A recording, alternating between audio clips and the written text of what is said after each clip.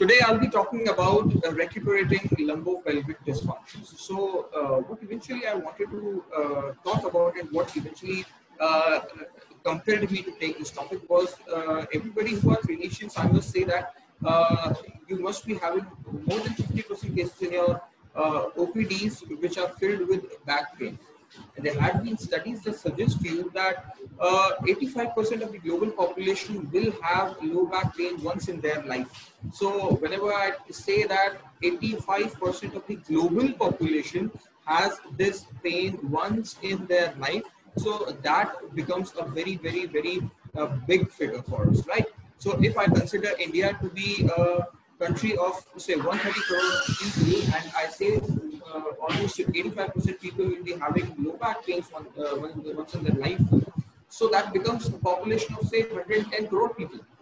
If I start treating people of low back pain today, and I continue treating all throughout my life till I get 65 years old, and if I see every different patient every hour, every day, in that case also I cannot complete 110 crore people in my lifetime.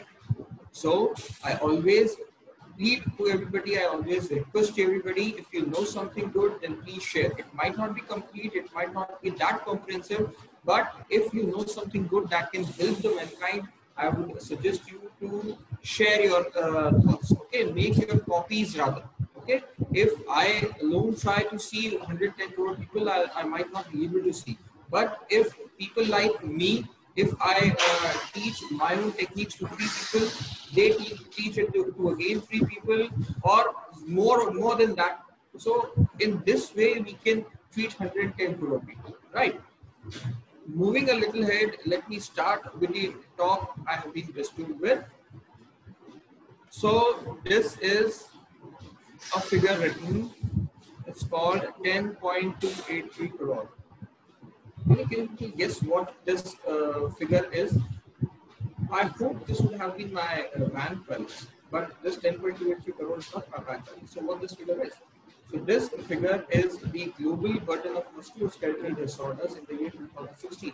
It was done by, this prevalence study was done by WHO, suggested us. So whenever I say 10.283 crore people just suffering from musculoskeletal disorders, then my friend, this number becomes very big.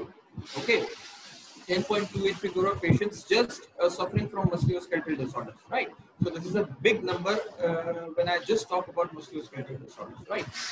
Moving ahead, let us see that how these musculoskeletal disorders, or 10 crore people, are distributed amongst various disorders of the musculoskeletal thing. Somebody's on chat, I suppose. Disturbance in backside, but there is nobody around me. What should I do? Wait, just. Sir, I will ask everyone to please switch off their mic. Please check on your mic. Okay, is it better? Yes, sir, now. Shall I continue? Yes, sir. There's somebody else in the chat. Okay, yes, great. So let us see that how these 10.23 crore people have been distinguished in various disorders. Okay.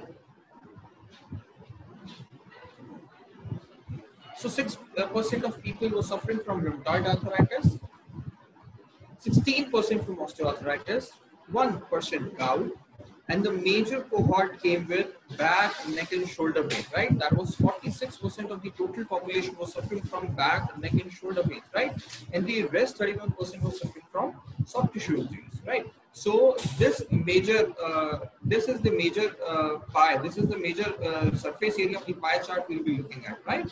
That is why I chose this topic, because almost nearly 50% of the population, half of the population nearly, was suffering from back, neck, and shoulder pain. So this becomes a very potential topic to be discussed with us, right? As I told you that within chronic pain population, low back pain is one of the most prevalent musculoskeletal disorders, affecting 70 to 85% of population at some point of time in their life. Okay, so always remember, even if you practice low back pain well and you open a clinic only for low back pain, trust me, your super specialty clinic can work wonderfully. throughout your life. You don't have to look for any other disorder. Okay, and amongst that, 30% of those low back pains suffer from SI joint pain or SI joint dysfunction, right? It is always a misdiagnosed thing or a misnomer sort of thing that we try to diagnose a low back pain, but we eventually leave or we don't concentrate more onto the SI joint or the thing what I'll be taking today, that is the pelvic dysfunction. Okay, how we always talk about sacroiliac dysfunctions, we hardly talk about iliosacral dysfunction.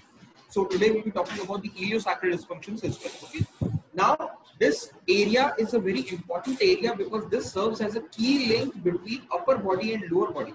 So sacroiliac joint or iliosacral segment serves to be a link for weight transference from the upper body to the lower body.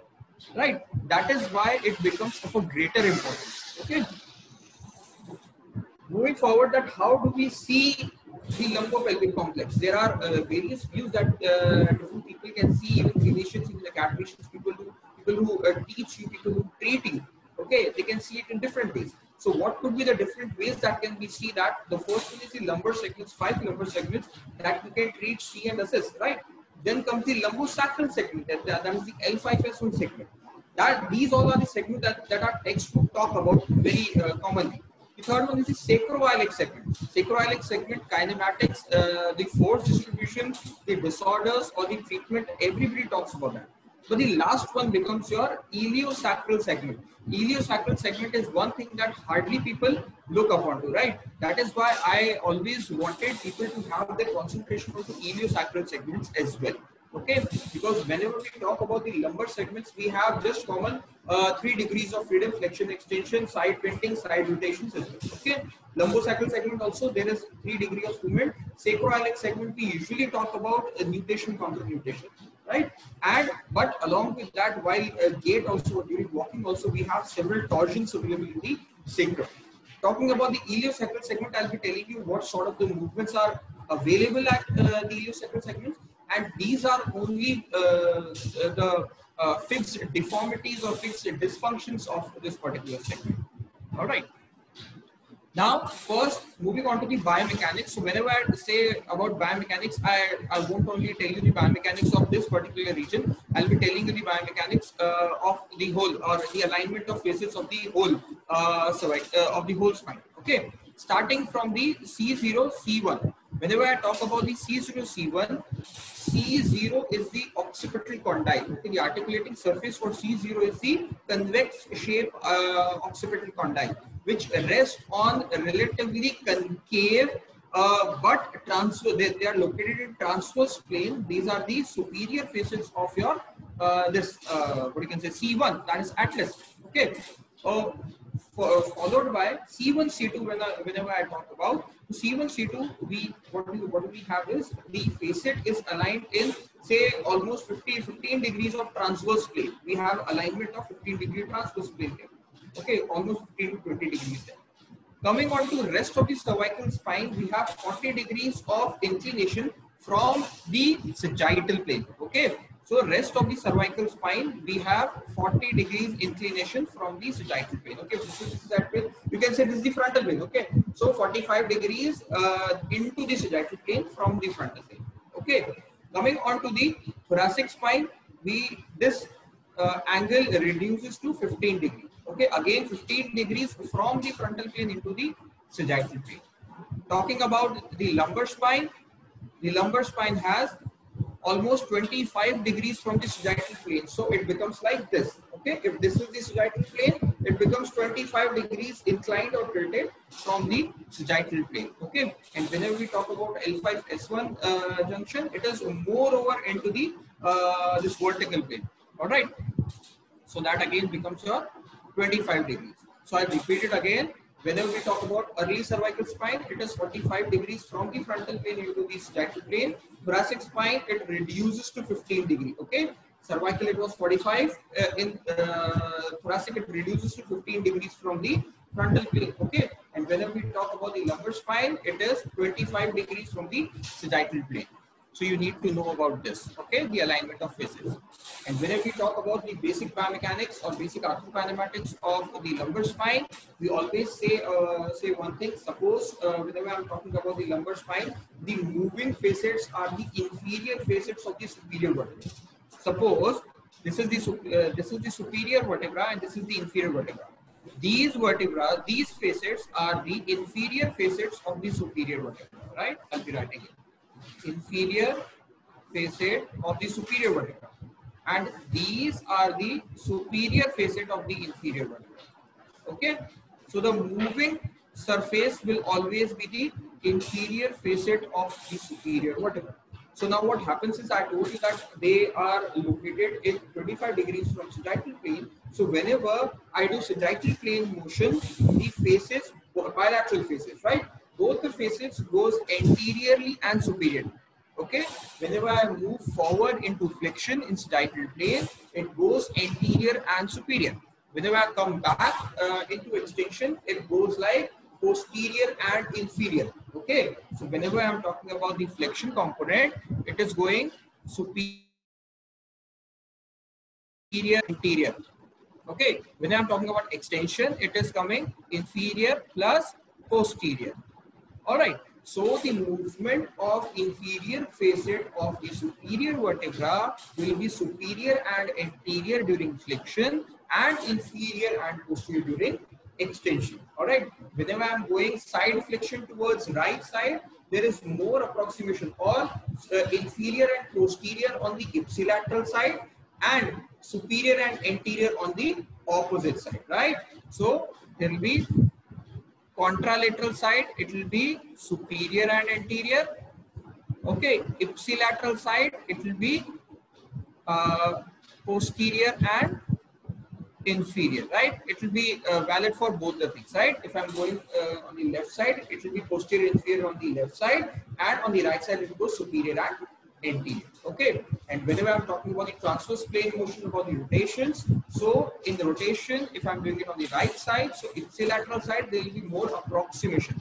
Both the articular surfaces of the facet joint will come close to each other, and there will be de-approximation or distraction on the opposite side, on the contralateral side. Okay, approximation or the articular surfaces will come closer on the ipsilateral side, and they'll get de-approximate or they'll get distracted on the opposite side. All right, so always remember that. Moving a little ahead, I just want you people to see this small video.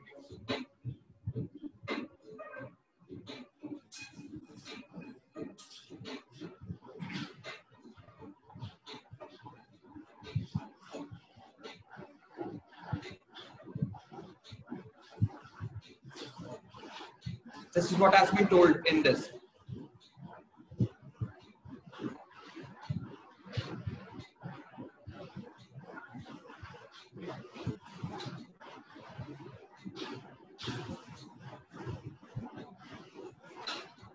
So this is how the flexion is taking place. You can see that the inferior facet of the superior vertebra is going superior and anterior, while the superior facet of the inferior vertebra is not moving, right? You can see it posteriorly that the neural foramina also gets opened. I'll be talking a little later about it.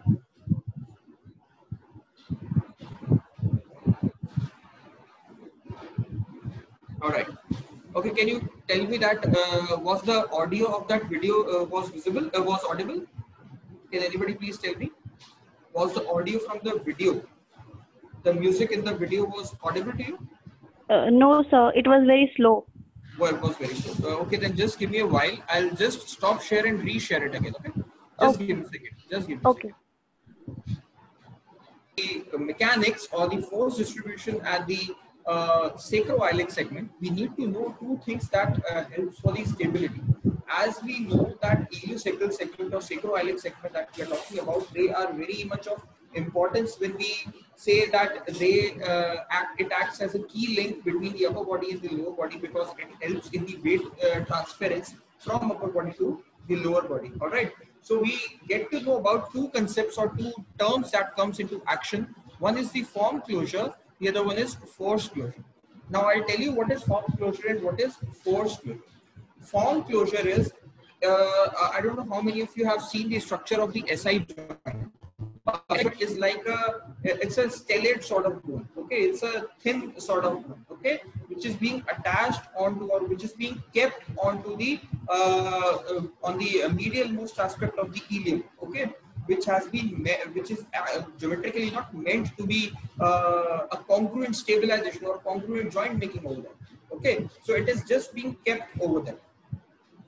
Geometrically or articularly, these two bones are not meant to be congruent, so they are not meant to make a stable joint over here. Okay, so we do not have a natural or a articular stability over here. All right, so ideally the shape of sacrum is not that straight. It is a little curved from superior side. Okay, it's something like this. Okay, so now this curvature, this shape allows some amount of stability or some amount of holding at these medial most points of the ilium. All right, so this articular congruency, which is of very low quality or which is very less stability, is usually known as form closure. Now if there is no articular congruency or there is no articular stability associated with it, we require some soft tissues which has to what you can say, reinforce these structures so as to be stable, because we require a lot of stability. What we usually talk about in biomechanics are the joints which are not articularly congruent or geometrically congruent. They are meant for mobility more than stability, right? But we cannot say this here because this joint does not have an articular congruency, but at the same time this joint is not meant for mobility. This joint is meant for stability, because this joint has to be stable if it has to transfer the upper body weight to the lower body, right? Now what are the structures that helps to maintain this sort of stability? There could be contractile structures as well, there could be non-contractile structures, right? Non-contractile structures are the ligament, capsule and the other soft tissue structures which are located in the adjoining area. Mostly there are capsule, thickened anterior capsule and the other ligaments which are located across the SI joint or the sacroiliac and iliosacral complex, helps to increase the static stability or helps to increase the stability of this particular joint. At the same time, there are a lot of muscles also that crosses this particular joint and helps to stabilize. Now, how do we measure or how do we say that a particular muscle is allowing or how does a particular muscle is having a stability action at that particular joint or mobility action? For this, I would like to take you to some basic concepts of biomechanics. I always keep these concepts in my class. Now, so as a muscle, if a muscle has to cause any movement at any joint, the muscle must has certain torque.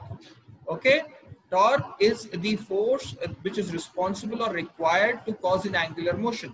So for all the joints which are present, all the synovial joint which has movement has range of motion. The movement has range of motion, and range of motion is an angular motion, right?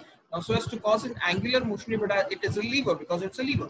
So all the levers has angular motion, and so as to generate an angular motion, we require a force, and that force is known as torque. Okay, and torque is equals to force into momentum. All right, force we all know is the muscle force. It is generated by the muscle. Now momentum is the perpendicular distance from the point of attachment of the muscle, that is the site of location of the effort. Okay, application of the effort. From that point, a perpendicular distance to the fulcrum, that is the point of the joint from where the axis is passing. Okay, that is the momentum. Now, if you can directly see here that torque is directly proportional to momentum. If torque is directly proportional to momentum, it means that bigger the momentum, bigger will be the torque. It means bigger the perpendicular distance, more the muscle will be able to generate some amount of torque to cause movement. Okay, because the major action of the muscle is to cause movement. Lesser the momentum, lesser will be the torque. So the muscle will not be able to generate sufficient torque such that it could cause a movement. In that case, those muscles which are located close to the joint, if the muscle is located very close to the joint, very close to the fulcrum, in that case, the momentum of that particular muscle will be less. if the momentum of that particular muscle will be less, the torque generated by that particular muscle will also be less. In that case, that muscle will not be called a mobilizer. Okay, that will be called a stabilizer. Okay. On the other hand, the muscles which are located more superior, more superficially, okay, the muscles which are located more superficially are relatively away from the fulcrum. If those muscles are away from the fulcrum, they have larger momentum. If they have larger momentum, they'll be able to generate greater torque. If they'll be able to generate greater torque, it means they'll be able to generate sufficient torque such that so as to cause some movement at that particular joint. Okay, in that case, those muscles will be mobilizers. So the muscles which are located away or superficial in relationship with the joint or in relationship with the fulcrum are the mobilizers, and the deeply placed muscles are the stabilizers. Okay, and those stabilizers functions as your force closure. Okay, they aid to the force closure. I hope that was easier for you people. Now, this is a very commonly clinically classified low back pain. I would say the pain in the lower back. So how can we usually classify that? And even whenever you see ICIDH model, they also classify it somewhere like this. So what is being said here is low back pain with mobility deficits is what you can have. Low back pain with referred pain or radiating pain is what you can have. Low back pain with movement impairment syndrome is what you can have. Low back pain with cognitive tendencies is what you can have. We'll be looking onto a few of them today, but I don't think the scope of this lecture would allow me to go through for all of them. Okay, so we'll try to see a few of them if we are able to. Okay, coming on to the disorders of the lumbopelvic or the iliosacral complex. I would like to take you a few slides back when I said the views that how can you see the lumbopelvic segment, right? We talked about the lumbar segments, we talked about the lumbosacral segments, we talked about the sacroiliac segment. So whenever I say dysfunction or movement or kinematics at the sacroiliac segment, it always tells you that movement of sacrum with respect to the fixed pelvis is the sacroiliac motion. But there are evidences that says that the pelvis could be the fixed sacrum or with respect to the non-moving sacrum. Now you will say that we usually study that in our first years of BPT, and there are other books also that suggest that there are pelvic motions, there is an anterior tilt, there is a posterior tilt, there are pelvic rotations, there are pelvic tiltings, but those books or those evidences tells you that the pelvis moves as a complex. Both the pelvis moves as a unit. That is why in the starting also I'm not calling it as a pelvic complex. I'm telling it as a iliosacral complex. Okay, there is one ilium, one side sacrum. They are making a complex. Okay, it's not both the pelvis which are making the complex. So there have been studies that suggest us that unilateral pelvis can have a movement as well. It is not necessary always to have both the pelvis rotating or both the pelvis moving along with at the same time simultaneously. So there can be different pelvis which moves in different ways, or it could be that one pelvis is fixed or the other one is moving. So that is where the concept of iliosacral motion also comes in, that the sacrum is anyways stationary, but at the same time the contralateral pelvis is also not moving, or if it is moving in the other direction. So right now we are talking about only unilateral pelvis. So we are talking about unilateral pelvis motion. Okay. Now when I talk about unilateral pelvis motion, it is not like that it is anterior tilt, it is rotation, or it is side tilting like that. It also does have 3 degrees of freedom. So the movement that are suggested in iliosacral complex are that whenever the unilateral pelvis moves superior with respect to the other fixed pelvis, it is called the upslip of the pelvis, unilateral pelvis. I'm just telling that, right? Whenever the same pelvis goes down with respect to the other pelvis, this is called downslip of the pelvis. Whenever the unilateral pelvis rotates outward with respect to the other fixed pelvis, it is called outflare of the pelvis. Whenever this pelvis, unilateral pelvis, rotates relatively inwards with respect to the other fixed pelvis, it is called your influx. whenever the unilateral pelvis goes a little more anterior, rotates anterior more, okay, in an anterior tilt, unilateral anterior tilt, it's called anterior rotation. And whenever that particular unilateral pelvis goes posterior, it is called posterior tilting. Okay, so these are the 6 motions that has been defined, and whenever the unilateral pelvis gets fixed into this position because of some because of some instability or because of some jerk or relative malposition of the sacrum also. So that these particular positions only, or these movements only becomes the relative dysfunction of the unilateral pelvis. Okay, so we can treat or we can diagnose upslip, you can diagnose downslip, you can diagnose outflare, you can diagnose inflare, you can diagnose anterior rotation, you can diagnose posterior rotation of the pelvis. All right. Now, other pain producing structures, this is something important and this is something different. I want you people to listen. Before moving ahead in this, I would like to you people to recall one thing. I told you one thing earlier. What it was, when I was telling you the kinematics of the lumbar segment, or the arthrokinematics of the lumbar segment, I told you one thing. Whenever I go for striatal plane motion of flexion, there the facets, the inferior facet of the superiorly lying vertebra goes anterior and superior. Okay, whenever I'm going for flexion, the inferior facet of the superior vertebra is going superior and anterior. And whenever I'm coming back into extension, the inferior facet of the superior vertebra is coming posterior and inferior. Now, what happens is, since zygapophyseal joint or the facet joint is again a synovial joint, there is a synovial lining associated with this joint. Okay, and you have, along with the synovial lining, you have some synovial folds also present. Okay, now these synovial folds, there is an anterior synovial fold also, there is a posterior synovial fold also. Okay, let me draw it and then tell it to you.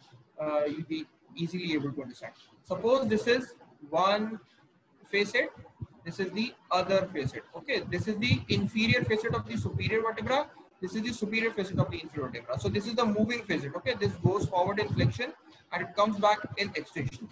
So whenever I talk about the synovial folds, there is a synovial fold, anterior synovial fold like this, and there is a posterior synovial fold like this. Okay, anterior synovial fold is very poorly innervated. It is not that much poorly that much good innervation, right? On the contrary, the posterior synovial fold has good innervation. Okay, it is richly innervated. Now what happens is, this is somewhere is attached to the posterior capsule of the zygapophyseal joint, and on the contrary, that capsule is further attached to a muscle that is called your multifidus. Okay, this capsule is attached to multifidus. So whenever a person goes into extension of the lumbar spine, whenever this inferior facet of the superior vertebra is coming back in extension, ideally multifidus contracts and they pull the capsule posterior. And along with this capsule being pulled posterior, the posterior synovial fold is also pulled posterior and it comes out of the articular surfaces. Okay, usually it lies between the articular surfaces, but it usually comes out of the articular surface. This is the normal physiology. But in cases, in the patients, those who have any iliosacral dysfunction, any sacroiliac dysfunction, any muscular dysfunction, any muscular imbalances, or they have reduced endurance of the back extensors, which is the reduced tone of the multifidus muscle. Okay, in that case, it could be that a case where the multifidus is unable to pull this posterior synovial fold posterior. In that case, this richly innervated posterior synovial fold get impinged between the two articular surfaces of the zygapophyseal joint, and this eventually causes pain. And there are a lot of cases in during MRIs also that these situations remain undiagnosed. Okay, now I'll tell you a few, show you a few structures or diagrammatic forms which I was telling you about. Okay, this is the posterior synovial fold I was talking about. This is the anterior synovial fold I was talking about, right? So this is further attached to the capsule, and the capsule is further attached to the multifidus muscle. Similarly, there is a histological approach and picture that is showing it to you in this also. All right, this is a slide which is showing you this posterior synovial fold is being attached to further to the capsule. All right. So usually what happens is patient complains of extension during the back, and what physios and the other clinicians, what do? Is they usually diagnose it as lumbar canal stenosis without looking at the MRIs. Okay, so it is always prescribed to see the film of the MRI rather than looking at the report of the MRI, because the report of the MRI is usually misleading. Okay, so okay, I have little time. What happens is, again, always then now I'll be starting with the general examination of this low back pain. I hope I'm not violating any time guidelines over here. So whenever we say about the examination of the low back or low back pain, always start with SLR. And I must tell you that SLR, what do people, I've seen students, I'm working in academic institution, I've seen students under me, I've seen students in the clinic also, that what's the basic problem that they do is, they ask the patient to lift the leg up in the air with the knee extended. So I must tell everybody who's listening to me, SLR, when we read Maggie also, it's written in the very first 2-3 lines that SLR is not an active procedure. It's not an active procedure. It's a passive procedure. Okay, you make sure that all the other adjoining structures, soft tissue structures, or the muscle that you are targeting, they must not be contracted. Okay, because if they are contracted, you might get false positive result. In examination, you must know a very, very, very important thing, that you are not getting any false positive result. Okay, because the false positive results takes you away from your diagnosis, and eventually they are the biggest threat to the sensitivity of your examination or assessment. Okay, so always try to make sure and read properly that what is the process of a particular test and what is the reliability of a particular test. All right, so that is how it becomes a little easier for you people. All right, you must know the findings of SLR. At if it is painful at 60 degree, what is the finding? It must be your muscular structures that are painful. If it is beyond 70 degree, then facets are being compressed. So the pain the patient is having might be because of the facet. All right, so you must know about it. When the hamstring action takes up to the game, and when the stretch in the sciatic nerve gives you any result, right? So another thing that what we look into action is, what can be the structures involved based upon the area. You must know that where the pain actually is. So whenever you say that the patient is having pain in the back or in the lower leg, and I must tell you one important thing, that every pain that comes from starting from the lower back into your leg, it is not a radiating pain.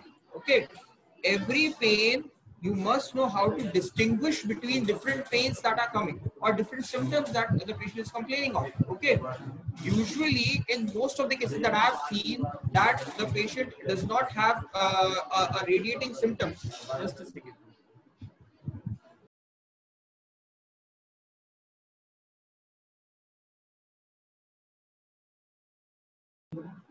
Okay, what I was talking about, that you must know to distinguish between various symptoms.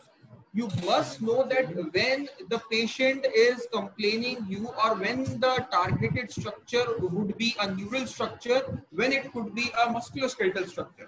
If the patient complains you of symptoms that are tingling, that are pricking, that are pins and needles like sensation, or that are numbness, when the patient complains you that, in that case only the patient would be having neurological symptoms, or you need some neurological examination for that. If the patient says that yes, the pain is coming to my leg, but I don't feel any tingling, pricking, or numbness, or what you can say, pins and needle sensation, right? So in that case, it is quite possible that the targeted structure is not neural. Okay, it could be myofascial, it could be muscular, it could be a hamstring length. Okay, so you must know how to distinguish between symptoms. All right, so if you have distinguished, if you have ruled out the neural symptoms, look for the musculoskeletal symptoms, if the symptom is articular or if it is a soft tissue symptom. Okay, now for that you need to go for active and passive assessment. Try to go for a passive assessment if the range of motion for that particular joint is complete. That is what we call as passive physiological movement testing. If you get the range of motion complete for that, in that case, you don't have any articular involvement. Now, if it is not articular involvement, it could be a soft tissue involvement. Now, if it is a soft tissue involvement, you must know a diversification that if it could be a contractile tissue involvement, if it could be a non-contractile tissue involvement, right? Then try to go for a resisted isometric contraction of that particular muscle. So whenever you go for a resisted isometric contraction of that particular muscle, there is a concept of autogenic inhibition. Okay, so just after the contraction, isometric contraction of that particular muscle goes off, the muscle comes to a relaxed position even better than its original length. Okay, so if the symptoms get better once you complete the rested isometric contraction, in that case, it could be a contractile tissue. And if there is no change happening, in that case, you might have a non-contractile tissue involvement also. But what we do is for this, we go for a stretch of that particular soft tissue. The stretch could be there. A stretch could produce pain in the cases of this contractile tissue also or non-contractile tissue also. Okay, so it could be a misleading answer for you people also. All right, so I have told you about all these things which I have written over here. Now, looking on to the combined motion testing. In combined motion testing, I usually take two movements through which we can do a motion testing. We can ask a patient to stand straight in the normal way that he stands. Okay, you don't have to let the patient adapt any other postural thing, or you don't have to ask him to adapt any position for standing. Let him stand in the way he stands, he or she stands. So what you have to do is you have to incorporate sagittal plane motion along with the frontal plane motion. Okay, so along with flexion, you ask the patient to go for side bending onto the right side, side bending onto the left side. Okay, again with the extension also, you ask the patient to go for side bending on the right side and side bending onto the left side. So by this combined motion testing, we get 4 quadrants. Okay, 4 quadrant is flexion with right side bending. It means it is a right anterior quadrant. Flexion is I'm moving the body anteriorly and I'm going the right side. So that is a right anterior quadrant. Similarly, flexion with left side bending becomes your left anterior quadrant. And extension becomes your posterior compartment or posterior component. And along with extension, if I'm going to right side bending, that becomes your right posterior quadrant. And that extension with left side bending becomes your left posterior quadrant. Okay, so let us see that what results or what outcome we can get in all those quadrants. Okay, before that you can see this small video of combined motion testing.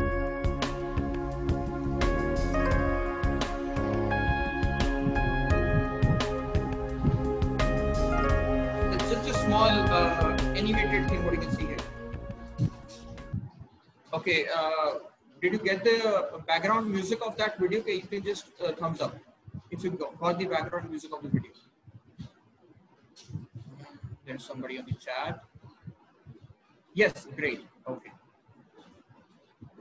Okay. Now, talking about the 4 quadrants that I just demonstrated it to you. First one that I'll be talking about, flexion with left side bending. It means it is our left anterior quadrant.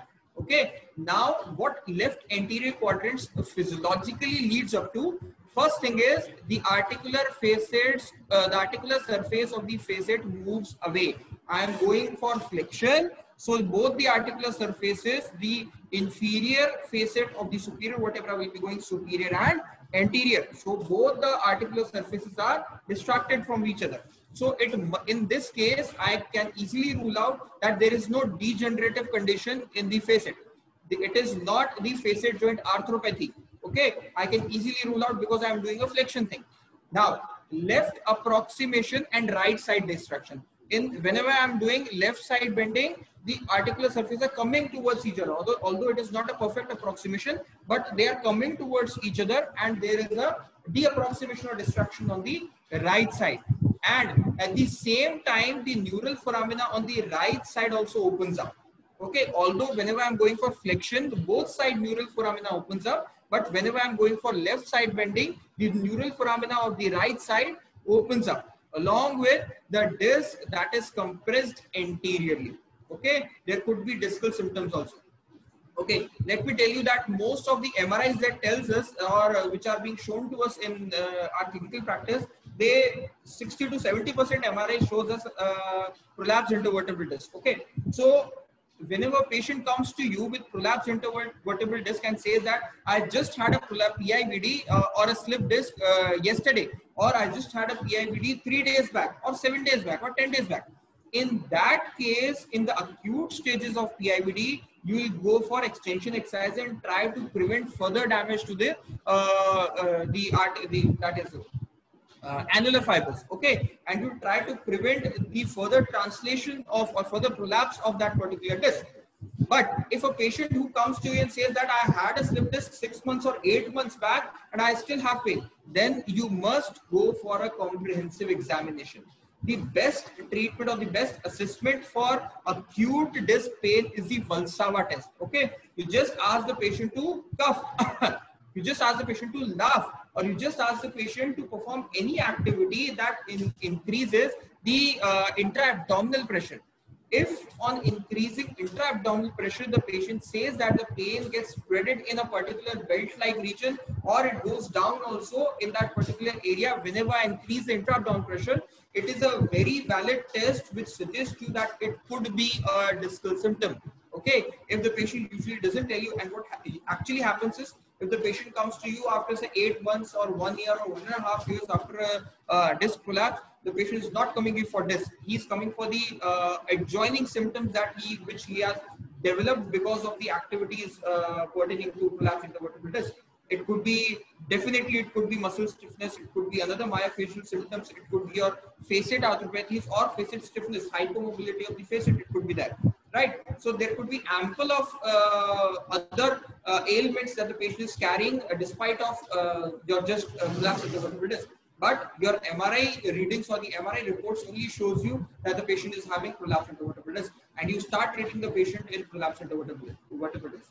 A patient with a history of say 8 months or 1 year history of prolapse intervertebral disc must be coming you with a very hypertonic or tight extensors of back, because of, you can say that it could be a prophylactic tightness in the erectrospinae. And what you do for that is you are suggesting the patient some extension regime exercises. So those extension regime exercises are not good for that particular patient. Those extension regime exercises are eventually hampering the patient. Okay, you are actually tightening those muscles which are already tight.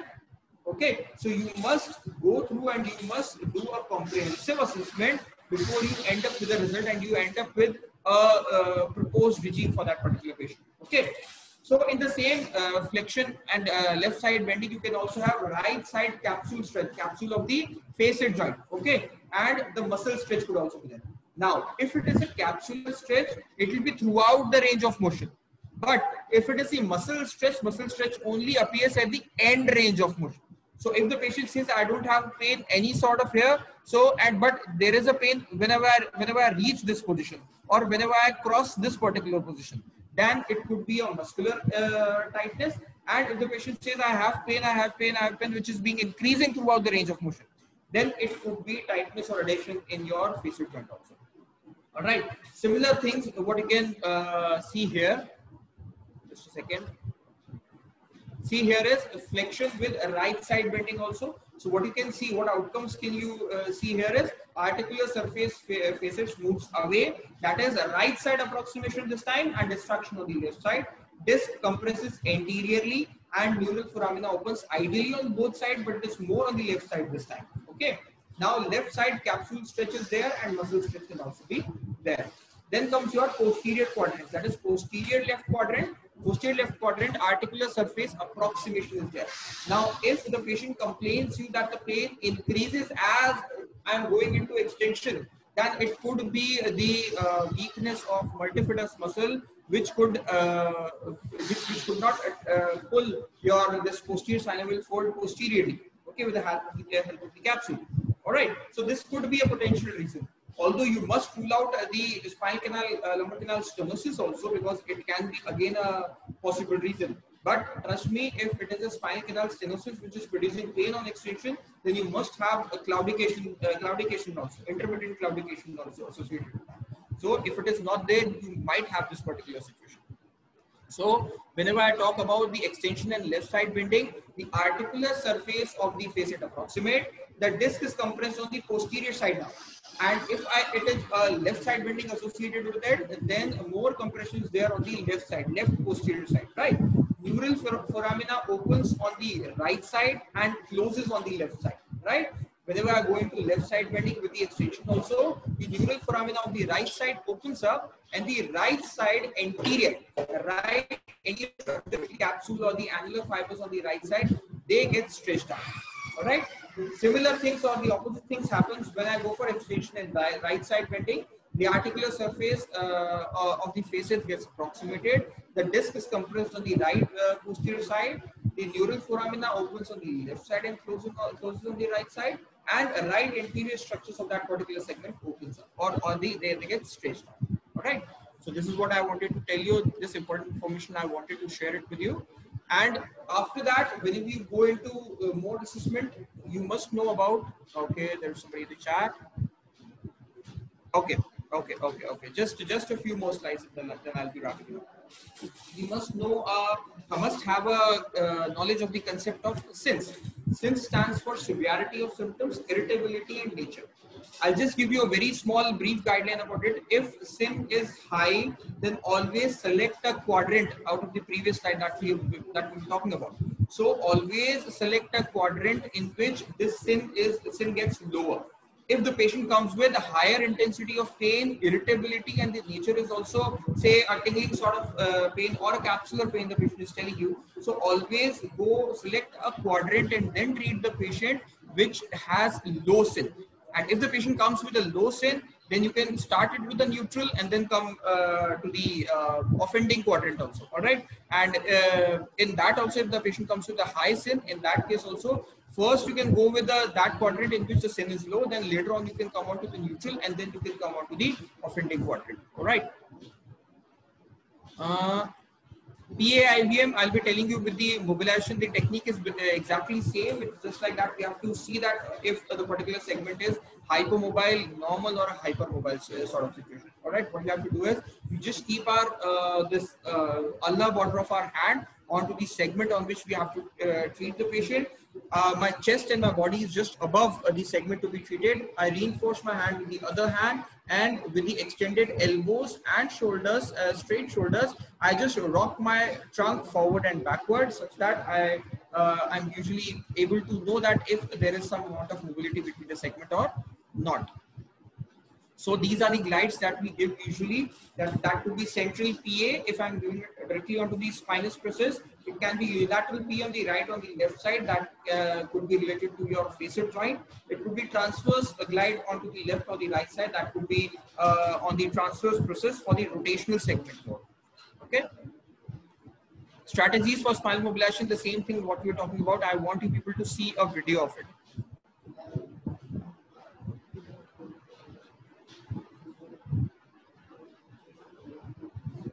Now, so as to mobilize or perform Maitland mobilization, what you need to do is you just have to keep your hand and the ulnar border of your hand on the, or any hand you can use, whatever is your dominant hand or non-dominant hand, whatever. So you just have to keep your ulnar border of your hand onto the spinous process like this and just reinforce it with the other hand. Keeping your elbows straight and your shoulders straight, you just have to rock your trunk forward and backward. You just have to rock it forward and backward. Make sure that your body comes just above the joint you are mobilizing. So this glide is known as central PA. That is, you are giving a posterior-anterior glide to a particular intervertebral segment. Now, moving on to the other glides, the next glide that comes to us is the unilateral PA. Unilateral PA is actually the mobilization of facet, and we know the palpation of facet individually. Now, so as to palpate or to mobilize the facet joint, either you can keep your ulnar border of your hand onto that area, the same palpation, or you can just keep the heel of your hand onto that particular area, keeping your elbows and shoulders straight. Just keep your trunk over the segment to be mobilized and just rock your trunk forward and backward, to and fro. This will give you a mobilization of the particular facet joint. This can be performed on the right side as well as on the left side. So that becomes your right unilateral PA and left unilateral PA. Now, so as to perform a transverse glide, it could be performed in different ways. It can be given onto the spinous process, so you can have just a palpation and just a grip like this. You can palpate on either side of this and just mobilize it on either side like this also. Now, if you have to perform a transverse glide on either side for the transverse process so as to facilitate the rotational movement, you can just perform this glide. Just keep your ulnar border of the hand on the transverse process, which lies again a little lateral to the facet joint that we have palpated. Just keep it like this here and the other one this here, and you can palpate it on one side. Stabilizing the other side, you can palpate it on the other side. So this is what I wanted to tell you people. I'll just take this last thing and I won't take the one because I think I'm running a little short of time. So when we talk about the pelvic mobilizations, so there is an osteopathic school of medicine that says that it is not the pelvis that moves in only the three planes, right? What I told you, anterior rotation, posterior rotation, outward, inferior, or upstream, downstream. It acts or it works or it moves onto an oblique axis into a rotation which is combination of all these stuff that I've told you. So there could be two movements that are suggested by that osteopathic manipulation school. So that is, one is antero-superior and one is the posterior-inferior. Either it can move antero-superior or it can go posterior-inferior. So the pelvis moves in this pattern. So if the pelvis is located more anterior to that, what you can say, sacral sulcus has a larger width. So it could be antero-superior dysfunction, or if the sacral sulcus is not palpable, it could be your posterior-inferior dysfunction as well. So I'll just show you one video, small video, in which you can know how we can do pelvic mobilization.